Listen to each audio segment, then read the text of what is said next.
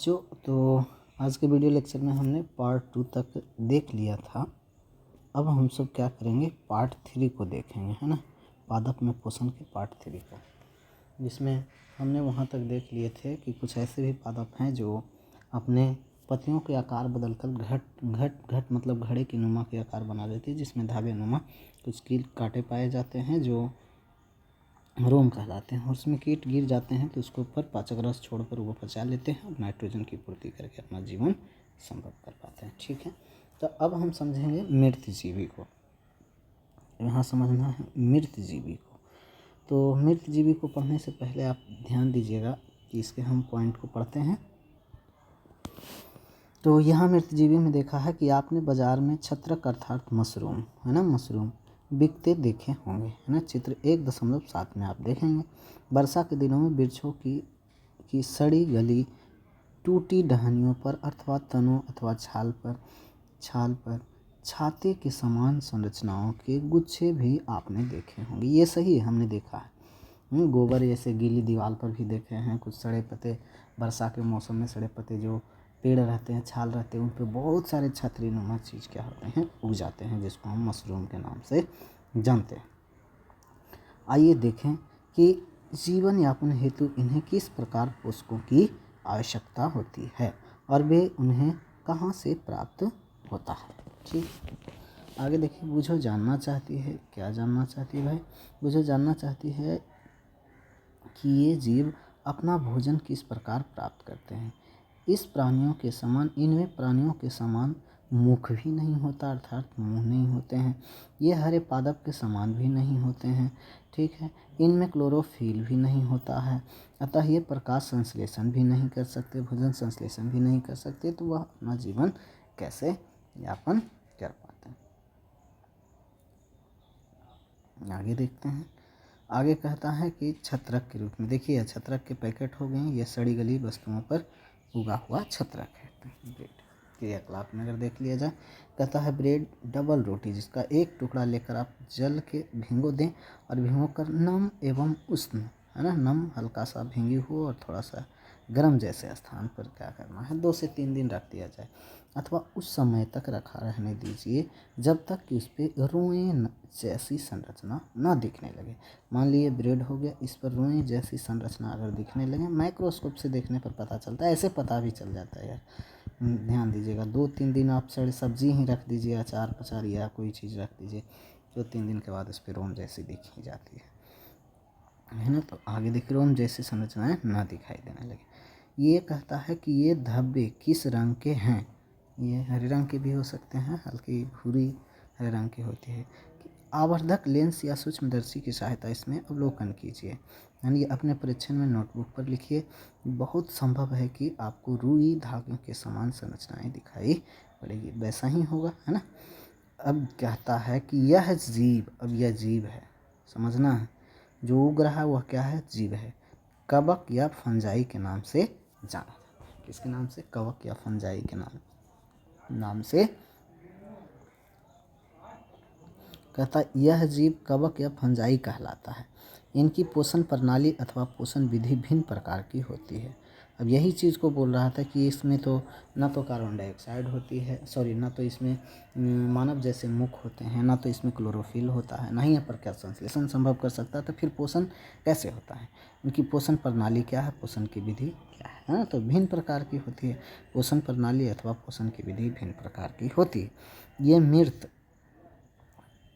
एवं विघटनकारी किसको कहा जाता है? जो मतलब बहुत लंबे समय तक अगर उस पर कुछ जीव या किस विशेष प्रकार के कवक हो गया, फंजाई हो गया, पाचक रस छोड़ते हैं, जिसके कारण वो सड़ने गलने लगते हैं, है ना, सड़ने लगते हैं। वस्तुओं जैसे जैव पदार्थों की सतह पर कुछ पाचक रसों को स्राव करते हैं तथा उसे साधारण एवं विलय रूप में परिवर्तित कर देते हैं, उसे विघटन कर तोड़ देता है, यानी जटिल रूप से सरल रूप में परिवर्तित कर देता है। माना जटिल रूप से किस रूप में? सरल रूप में परिवर्तन करता है। जब मान ली यहाँ पर कवक बैठ गया, तो कवक क्या करेंगे? यहाँ पर कवक इस पर पाचक रस छोड़ेंगे। क्या छोड़ेंगे? पाचक रस छोड़ेंगे, और पाचक रस छोड़कर इसको क्या करेंगे? जटिल से सरल अवस्था में बदल देंगे, जटिल से सरल विलय में बदल देंगे। सरल में बदल देंगे, है ना, परिवर्तित कर देते। तत्पश्चात वे इस विलयन को भोजन के रूप में ग्रहण कर पाते हैं। आगे देखते हैं। तत्पश्चात वे भोजन के रूप में अवशोषित कर लेते हैं। इस प्रकार की पोषण प्रणाली को, जिसमें जीव किसी मृत या विघटित जैविक पदार्थों को पोषक तत्व प्राप्त करते हैं, तो मृतजीवी कहलाती है। अब कहता है कि मृतजीवी पोषण किसे कहा जाता है, तो कहता ऐसे जीव जो मृत को, है ना, मृत या विघटित पदार्थों को जटिल से सरल रूप में परिवर्तित करते अपना भोजन यापन या जीवन यापन संभव करते हैं, या से भोजन पोषण की प्रणाली संभव करते हैं, उसे हम क्या कहते हैं, मृतजीवी कहलाता है, या मृतजीवी पोषण कहलाता है। ऐसे जीव को ही मृतजीवी कहलाते हैं। फिर से समझना है इसको, क्या समझना है कि कहता है कि जिसमें जीव किसी मृत, जिसमें वैसे पोषण प्रणाली जिसमें जीव किसी मृत या विघटित जैविक पदार्थ, है ना, जीवों को जब सड़ गल जाते हैं, है ना, जैविक चीज़ मतलब पहले जीव था वो मर गया और मरने के बाद वो सड़ गल जाते हैं नमी एवं उसने जैसे स्थानों पर, और उसके बाद उसको क्या करते हैं कि कुछ कवक या फंजाई उस पर पाचक रस छोड़ते हैं, और वो एकदम जटिल अवस्था से क्या होते हैं, सरल अवस्था में परिवर्तन हो जाते हैं, सरल कार्बनिक पदार्थ में परिवर्तित करके, है ना, पोषण के तत्व उससे ही प्राप्त करते हैं, मृतजीवी पोषण कहलाता है। मृतजीवी पोषण प्रणाली का उपयोग करने वाले जीव को ही मृतजीवी कहलाता है। अर्थात मृतजीवी पोषण प्रणाली का उपयोग करने वाले जो ऐसे करके भोजन प्राप्त करता है उसे हम मृतजीवी कहते हैं। आगे देखिए, कवक जिसको फंजाई अचार हो गया, चमड़े हो गया, कपड़े हो गया, अन्य पदार्थों पर उग जाते हैं, है ना। बरसात के मौसम में ये सारी चीज़ ज़्यादा देखने को मिलता है। या तो जब अचार को हम लंबे समय तक छोड़ देते हैं, उसको गैस की उपस्थिति न हो, तो उसमें क्या हो जाता है, कीड़ों में जैसे कवक या फंजाई उत्पन्न हो जाते हैं। ये उन स्थानों पर भी उगते हैं जहाँ नम एवं उष्ण हो। कवकों की वृद्धि के लिए वर्षा ऋतु सबसे अच्छी परिस्थिति मानी जाती है। इम्पोर्टेंट चीज़ है, इसको ध्यान रखना।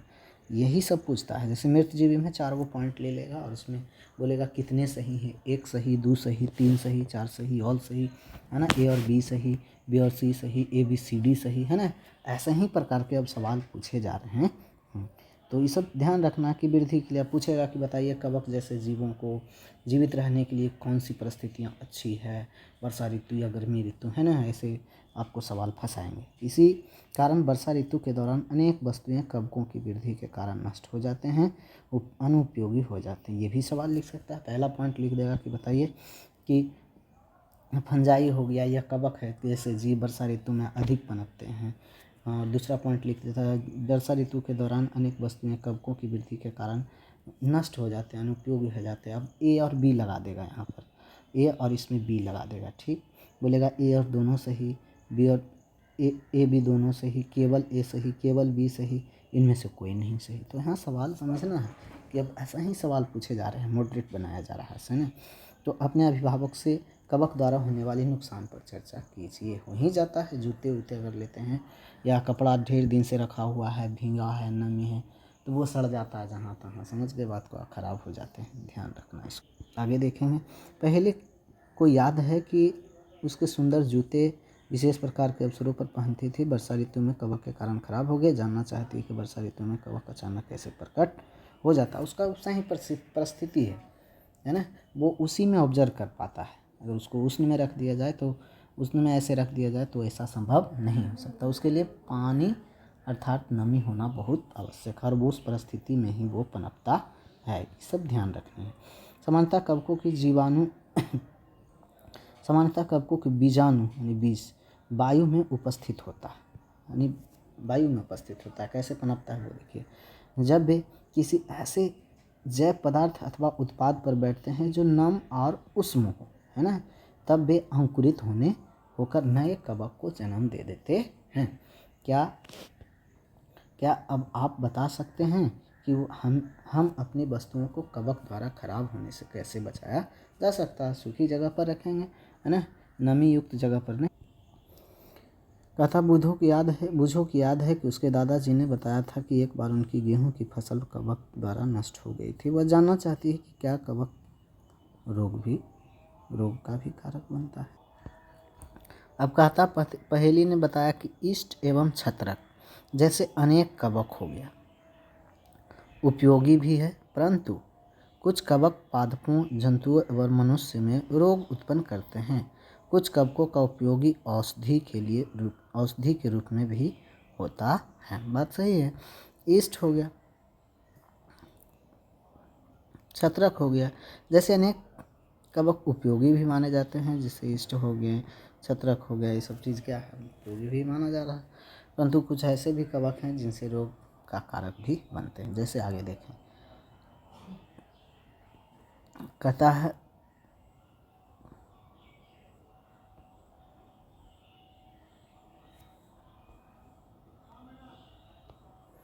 कुछ जीव एक दूसरे के साथ रहते हैं तथा अपने आवास पोषक तत्व एक दूसरे के साथ बांटते हैं, ऐसे सहजीवी कहलाते हैं। माने कुछ जीव ऐसे भी होते हैं जो एक दूसरे के साथ रहते हैं, सहजीवी संबंध स्थापित करते हैं। माने एक दूसरे के आधारित होता है ना, जो किसी न किसी रूप में वह उसको सहायता कर रहा है और किसी न किसी रूप से वो उसको सहायता कर रहा है। ऐसे जीवों को क्या कहते हैं, सहजीवी। माने कुछ जीव एक दूसरे के साथ रहते हैं तथा अपना आवास एवं पोषक तत्व एक दूसरे के, कोई आवास प्रदान करता है तो कोई उसको पोषक तत्व प्रदान करता है ना, साथ में बांटते हैं। इसे सहजीवी संबंध कहता है ना। उदाहरण के लिए कुछ कवक वृक्षों की जड़ों में रहता है, जैसे राइबोजियम हो गया, जैसे दलहनी फलीदार पौधे में, है ना। कुछ वृक्ष कवक को पोषण प्रदान करते हैं, बदले में उन्हें जल एवं पोषक के अवशोषण में सहायता मिलता है। बदले में उन्हें जल एवं पोषक के अवशोषण में सहायता मिलता है। वृक्ष के लिए इस संबंध का विशेष महत्व माना जाता है। आगे देखेंगे मन्ना, जैसे लाइकेन आप ले लीजिए। लाइकेन कहे जाने वाले कुछ जीव, लाइकेन भी एक प्रकार के क्या है, जीव है, में दो भागीदारी होते हैं। इसमें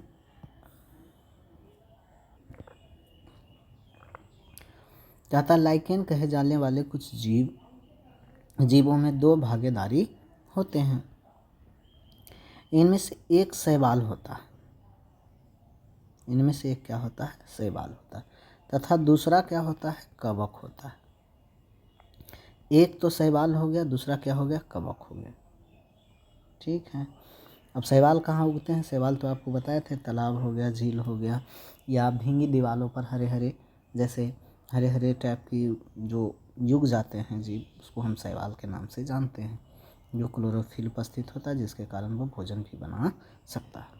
कवक, शैवाल में क्लोरोफिल उपस्थित होता है, जबकि कवक के बारे में भी आपने बताया कि नमी एवं उष्ण जैसे स्थानों पर हवा में उपस्थित बीजाणु, है ना, कवक के बीजाणु क्या होते हैं, नमी स्थान पर पड़ जाते हैं, जिसके कारण वो वहाँ पर पनपना शुरू हो जाते हैं। तो कवक में क्लोरोफिल नहीं पाया जाता है, नहीं वो प्रकाश संश्लेषण कर सकते, तो फिर पोषण कैसे प्राप्त कर सकते हैं उसकी।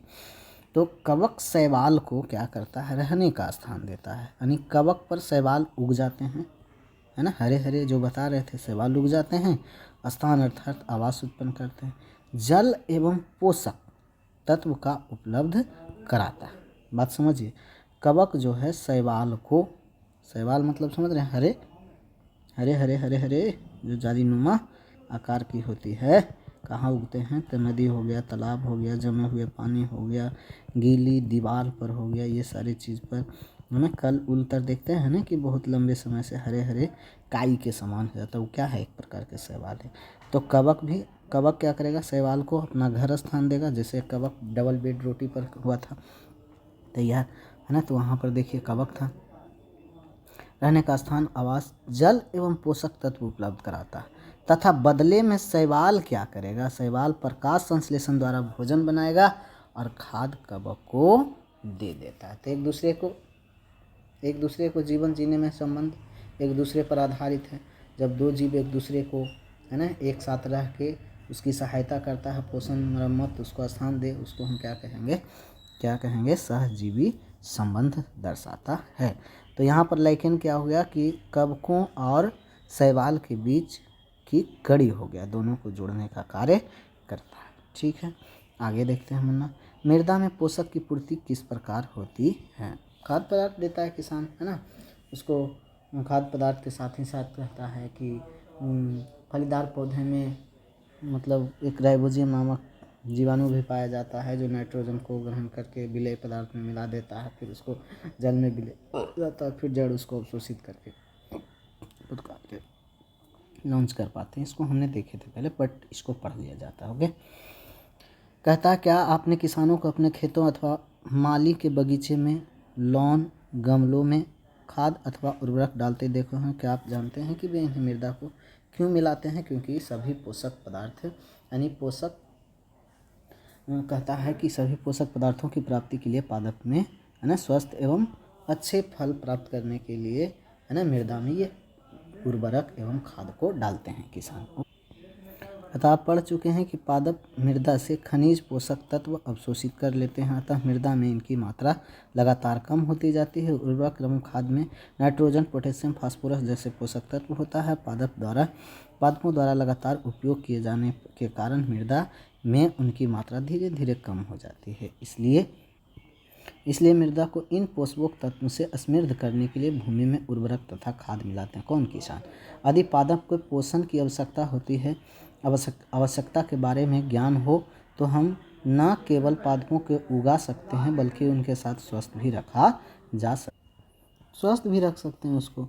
पादपों की प्रोटीन बनाने के लिए कहता है, पादपों की प्रोटीन बनाने के लिए सामान्यतः नाइट्रोजन की अधिक आवश्यकता होती है। अर्थात पीछे हमने पढ़े थे कार्बोहाइड्रेट तो बन जाता है, बट पादप को कुछ अन्य पोषक तत्व की भी आवश्यकता होती है जो अलग अलग प्रक्रिया से प्राप्त करते हैं। तो यहाँ कहता प्रोटीन के लिए तो आवश्यक नाइट्रोजन है, कार्बन, हाइड्रोजन, ऑक्सीजन के साथ साथ नाइट्रोजन होना चाहिए।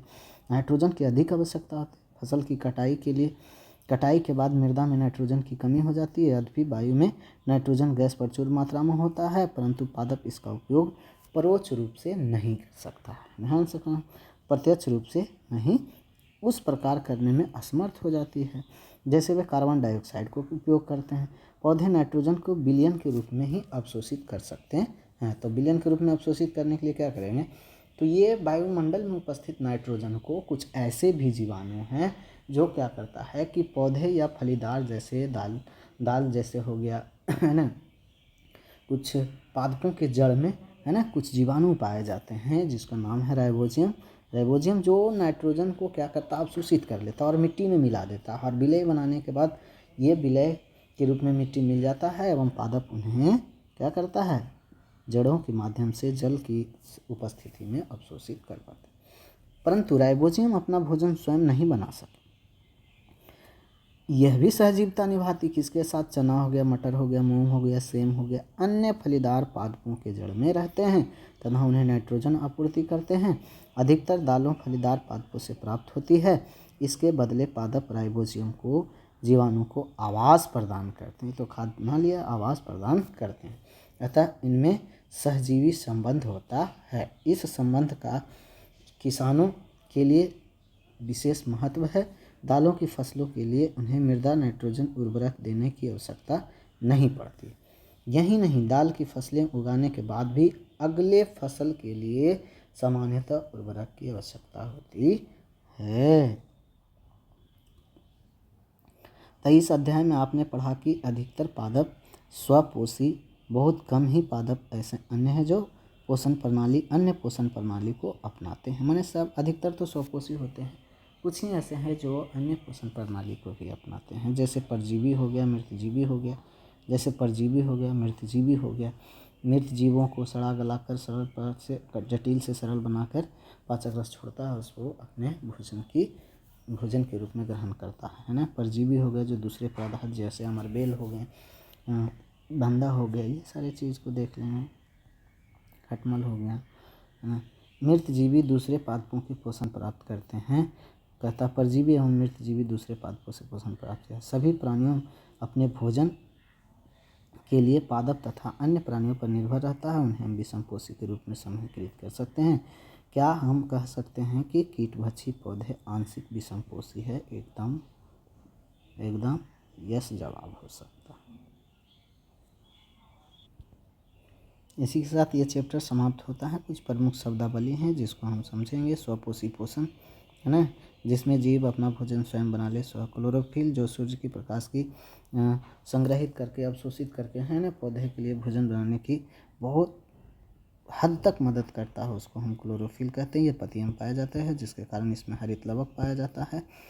हरित लवक पाया जाता है। हरित लवक का मतलब वर्णक होता है, जिसकी सहायता से भोजन, पत्तियाँ में भोजन तैयार होता है ना। और हरित लवक की उपस्थिति के कारण ही, क्लोरोफिल की उपस्थिति के कारण ही पत्तियों के रंग हरे होते हैं। विषम पोषी पोषण उसे कहते हैं जिसमें जीव स्वयं अपना भोजन नहीं बनाकर किसी पादप या किसी अन्य जीवों पर निर्भर रहता है, उसे हम विषम पोषी। परपोषी उसे कहते हैं जब एक जीव अपने पोषण किसी दूसरे जीव की सहायता से प्राप्त करता है, उसे परपोषी भी कहा जाता है। अर्थात अमरबेल लीजिए और एक पौधा ले लीजिए। अमरबेल क्या करता है कि मैंने रस्सी नुमा, या मैंने समझ ली रस्सी नुमा छत्रक के रूप में, उसको छत्रक के रूप में बोले, उसको पूरे पेड़ को छेक लेता है और छेकने के बाद क्या करता है, उससे पोषण प्राप्त करता है। पोषण प्राप्त करके उसको नष्ट कर देता है ना। जिसमें अब जिसको वह नष्ट करता है या जिससे वो भोजन प्राप्त करता है, उसे हम परपोषी कहते हैं। और जो भोजन प्राप्त करके जीवित है दूसरे पर से, उसको हम परजीवी कहते हैं। हाँ, परजीवी भी आ गया, जैसे अमर बेल हो गया। पोषक किसको कहते हैं, कहता है भोजन के लिए आवश्यक, भोजन में आवश्यक घटक, जैसे हो गया कार्बोहाइड्रेट, वसा हो गया, प्रोटीन हो गया, नाइट्रोजन हो गया, इन सभी चीज़ों को हम क्या कहते हैं, क्या कहते हैं, पोषक पदार्थ कहा जाता है।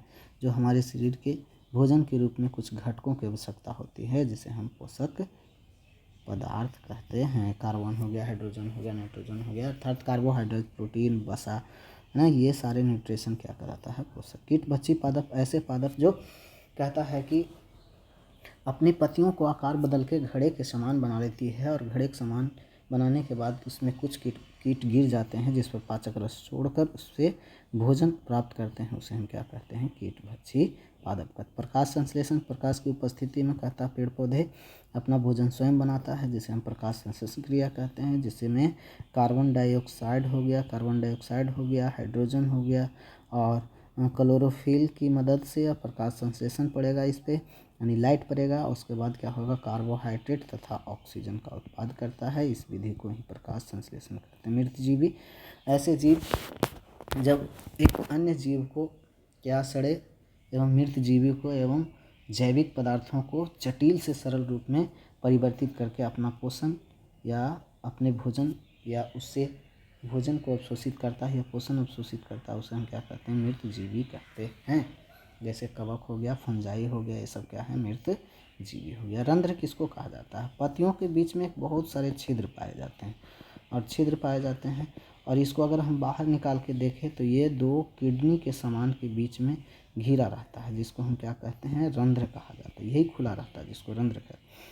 पानी अधिक गया, कम हुआ तो ये खुलेगा बंद होगा, खुलेगा बंद होगा, जिससे गैसों का आदान प्रदान होगा एवं पानी को भी बाहर निकालने का कार्य करता है। इसको हम कोशिका द्वार कहते हैं। इस पे हरे हरे हरे रंग के कुछ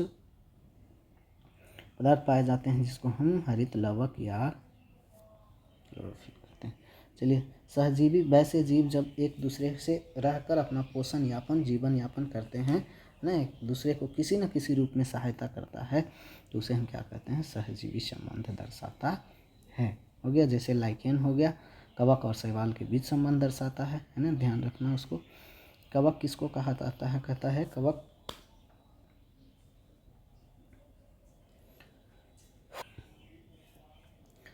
तथा कवक के जो बीजाणु होता है वो हवा में तैरते रहते हैं, और वो किसी नमी एवं शुष्क स्थानों पर, उष्ण स्थानों पर जब वो पहुंचता है तो वहाँ पर वो धीरे धीरे पनपना शुरू करता है, और शुरू करता है तब वो जीव में परिवर्तन हो जाता है, जिसे हम कवक के नाम से जानते हैं। आगे बढ़ते हैं। इसी के साथ वीडियो होता है समाप्त होना, और ये चैप्टर भी होता है एंड, है ना। और इसका हम कुछ पॉइंट को लेंगे आपके बीच में, और कुछ प्रश्नों को भी लाएंगे आपके साथ में, ताकि कहाँ पूछे गए हैं सवाल उसको भी हम सब देख पाएंगे, है ना। तो वीडियो को वॉचिंग करने के लिए धन्यवाद, नमस्कार, प्रणाम, सत श्री अकाल, है ना। आप अगर वीडियो अच्छी लगी तो लाइक शेयर सब्सक्राइब जरूर कीजिएगा। थैंक्स।